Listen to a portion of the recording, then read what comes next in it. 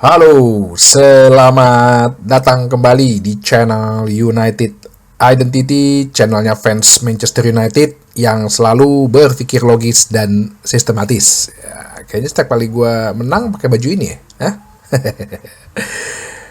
Tadi pagi, karena udah capek juga ya kerja ya, ada banyak hal yang mesti dilakukan.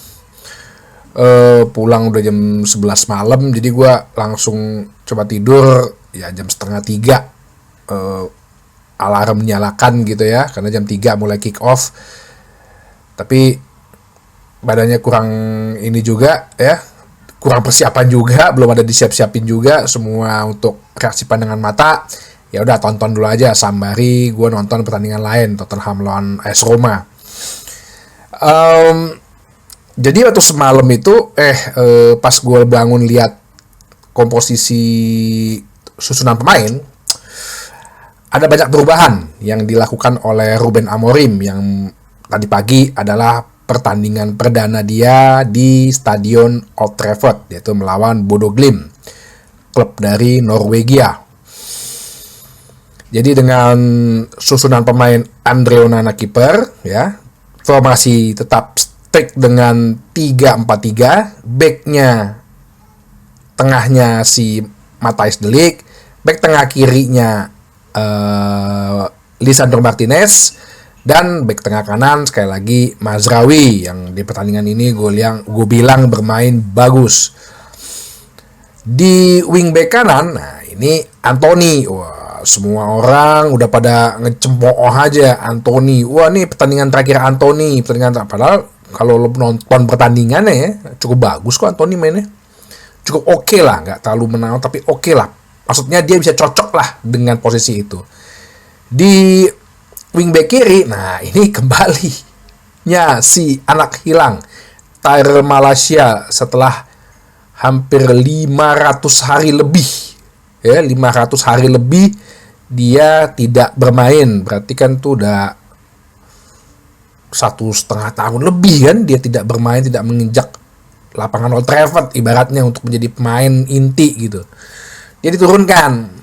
Di tengahnya ini yang gue lihat sih cukup menarik karena Ugarte ya yang udah pasti, dan kemudian Bruno yang ditarik ke belakang menjadi nomor 8, egg numbernya.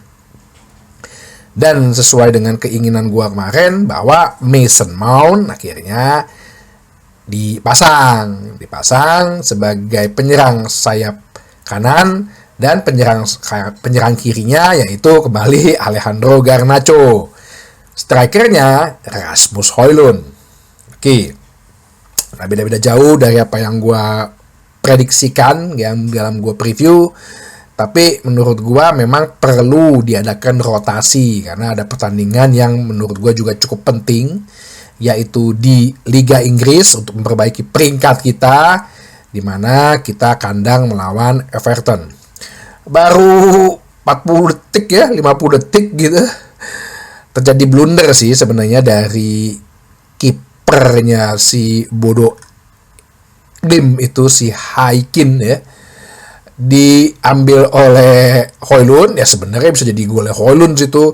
Ya pertama gara-gara dipegang gitu ya, tapi sebenarnya dia berhasil lepas juga, disamber lah oleh Garnacho. Wah, si bintang masa depannya orang-orang gitu ya. Oke, gol. Ya kecepatan Garnacho juga sih dalam membaca situasi. 1-0. Kemudian permainan sih gue bilang cukup oke ya dengan 3-4-3-nya. Maksud gue tuh jauh lebih baik sih. Jauh lebih baik dalam penguasaan bola, dalam bagaimana menjaga posisi bola, terus bagaimana passingnya gitu ya, nggak ada yang kaget, nggak ada yang telat mikir gitu, nggak ada yang kebanyakan mikir, decision makingnya oke. Tapi ada kecolongan juga yang menurut gua ini mungkin faktor karena si Bruno Fernandes menjadi nomor 8 gitu ya. Jadi kemarin itu tadi itu gol pertamanya si ini namanya pemain Norwegia susah sih ya, Evjen di menit ke-19 itu, karena tengahnya benar-benar kosong, dia bisa bebas masuk, nggak ada yang cover ya, karena ya Bruno menurut gue sih agak terlalu maju ya tadi ya golnya itu ya, sehingga si Evan ini bebas di luar kotak penalti melakukan tendangan gitu loh. Gol lah 1-1. Ya berjelang lama 4 menit. Nah ini sepertinya kan pas udah ketinggalan 5-1 ya ada instruksi untuk menekan. Jadi lebih ke high press lah. Lainnya itu benar-benar tiga belakang itu sejajar dengan garis tengah lapangan. Ini bisa menjadi satu titik lemah sih sebenarnya dalam 3-4-3, di mana kalau dalam serangan-serangan sayap oleh pihak lawan itu menjadi lebih rentan.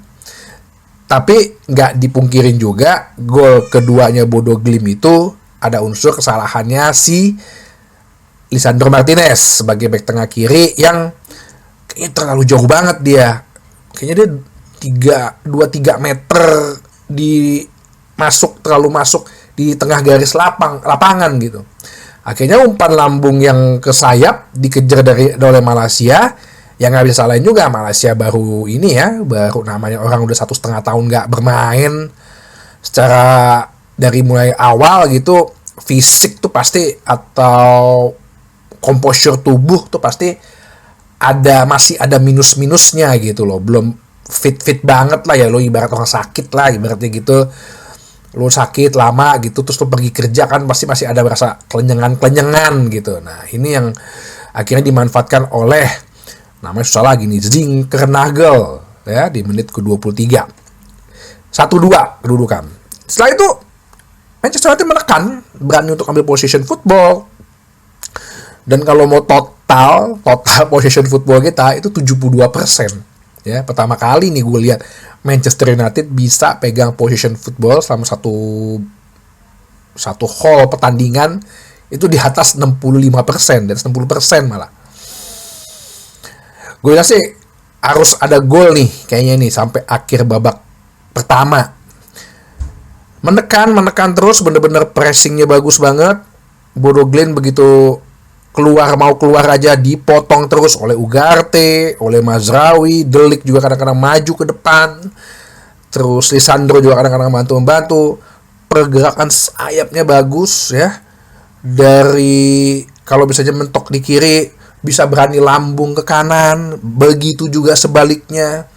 Karena pakai wingback kan, jadi kayak sama Anthony sama si Malaysia jadi punya space yang lebar gitu. Ya walaupun si Bodo Glimt juga rapat juga posisinya, kalau misalnya mereka bertahan bisa sampai 6 back gitu di belakang, benar-benar di third line-nya mereka sendiri, di daerah ketiganya mereka sendiri.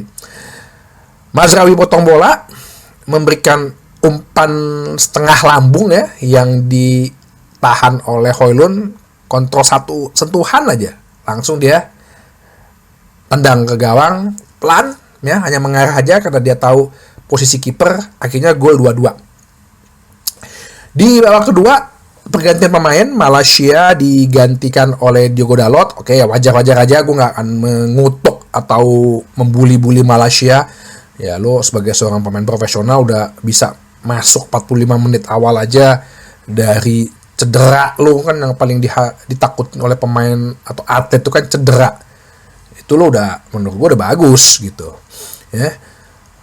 Dalot di situ memposisikan diri di situ ya, Dalot ya, kadang-kadang masih suka nggak stick to the position, tapi cukup lumayan lah, lebih baik lah dibanding kemarin lawan Ipswich gitu.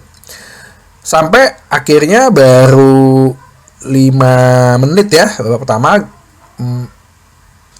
gaya permainan di babak pertama yang menekan itu masih terus dilakukan, bermula dari Anthony sebenarnya loh. Jadi gue nggak ngerti ya, orang tuh pada nggak nonton pada apa gitu ya, tiba-tiba mencemooh Anthony gitu ya. Lu mungkin kalau udah dengki atau lu kebawa-bawa sama orang-orang yang pengen bikin narasi-narasi yang mungkin pengen ngelucu gitu ya, Anthony dijual nih habis ini ya, lo nggak usah ikut-ikutan deh, mendingan deh lo nonton pertandingannya. Menurut gue Anthony sih lebih baik gitu lah, cukup baik lah gitu loh. Berapa kali kok dia bisa ngelewatin 2-3 pemain masuk ke kotak penalti, kasih umpan-umpan ke kotak penalti itu banyak kok. Nah, ini yang menurut gua gol Højlund ini betul-betul kombinasi atau ya kombinasi penyerangan sama gaya bola Amorim yang pengen dia inginkan gitu, yang memang dia inginkan gitu. Jadi dari si Anthony ke Mazraoui, ke Ugarte Mazraoui ke Bruno kebalik lagi ke Ugarte berikan langsung ke striker, ke Højlund. Jadi kan sebenarnya selama ini kan kita suka bilang susah cetak gol, padahal kan sebetulnya filosofinya gampang aja gitu loh. Apa yang dibawa Amorim itu kan yang seperti gue bilang kan 3-4-3-nya itu selalu dengan tujuannya bagaimana si penyerang ada di kotak penalti berikan passing ke penyerang, passing ke striker. Walaupun si Amorim juga kritik ya si Højlund bahwa ya dia masih terlalu banyak sentuhan gitu ya, masih banyak suka dribbling. Jadi kalau lo di kotak penalti atau lo dalam keadaan menyerang apa segala macam, ya lo nggak usah terlalu banyak pegang bola terlalu lama gitu. Mungkin nggak lebih dari 3 detik lah gitu loh. Cukup 1 detik 2 detik lo harus udah bisa kombinasi gitu dengan rekan-rekannya, karena pasti bola balik-baliknya akan mengarah ke lo juga gitu loh. Setelah gol 3-2 itu ya Manchester United sih bermain pragmatis ya, karena si Bodo Glimt cukup menekan berbagai counter attack, berbagai serangan, tapi finishingnya ya ampun, finishingnya ya selain tadi Højlund ada banyak terlalu lama pegang bola, finishingnya yaitu nomor 10 sama nomor 17 itu. Jadi pada menit ke 59 ya, Rashford masuk menggantikan Mason Mount. Terus Amad Diallo menit ke-60 masuk menggantikan Anthony yang untuk rotasi ya. Kemudian Luke Shaw masuk menggantikan Lisandro Martinez. Sebenarnya udah makin lebih bagus karena Amad Diallo kan masuk kan lebih sering menusuk. Finishingnya Garnacho, ya ampun, tendangannya kemana, udah bebas begitu, tendangannya melenceng kemana. Rashford sama aja tuh berdua tuh, gue nggak ngerti dah. Kayaknya emang harus dimasukin padepokan dulu gitu kayaknya deh ya, di gunung gitu, untuk bagaimana mereka mencetak gol gitu, bagaimana memanfaatkan momen dan memanfaatkan peluang, sehingga sampai akhir pertandingan tetap kedudukan 3-2. Ini yang gue sangat menarik adalah ide-ide yang dibilang oleh Ruben Amorim ya, bahwa kita akhirnya melihat banyak pergerakan bola yang bagus, saling bisa passing yang bisa kiri kanan, passing jauh, passing dekat. Terus juga ide-ide di mana dia memasukkan Casemiro terakhir untuk menggantikan De Ligt, Casemiro jadi back tengah.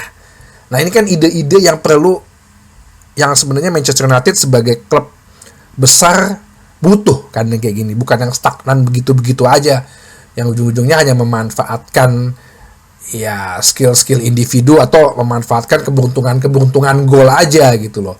Ini yang perlu kita sangat diperlukan untuk pertandingan nanti. Tapi gue bilang juga ya jangan terlalu besar kepala jadinya, karena ini kemenangan pertama, kemenangannya juga masih banyak catatan-catatannya ya, khususnya di bagian pertahanan, di finishing. Tapi kalau gue pribadi United Identity melihat sih bahwa satu, yang pertama permainan tetap stick dengan filsafat 3-4-3 yang menurut gue itu bagus ya. Terus